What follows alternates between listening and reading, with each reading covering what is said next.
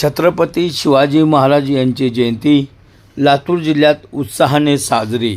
मराठा समाजाचे संस्थापक आणि थोर स्वराज्याचे निर्माते, हिंदवी स्वराज्याची संकल्पना मांडून स्वराज्याची स्थापना करणारे कुशल युद्धनीतिकार, गनिमी कावा पद्धतीचे जनक, रयतेच्या हितासाठी न्यायप्रिय व लोककल्याणकारी राज्यकारभार चालवणारे, शौर्य, स्वाभिमानी, सुशासन आणि धर्मनिरपेक्षतेचे प्रतीक म्हणजेच छत्रपती शिवाजी महाराज होय।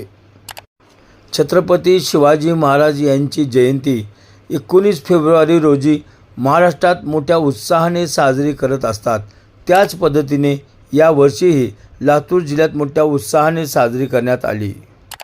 सकाळच्या सत्रात प्रशासनाच्या वतीने लातूर शहरातील शिवाजी चौक येथे जिल्हाधिकारी वर्षा ठाकूर घुगे मॅडम, पोलीस अधीक्षक अमोल तांबे, जिल्हा परिषदेचे मुख्य कार्यकारी अधिकारी राहुल कुमार मीना व मनपा आयुक्त मानसी मीना, तर खासदार डॉक्टर शिवाजी काळगे यांनी छत्रपती शिवाजी महाराज यांना अभिवादन केले।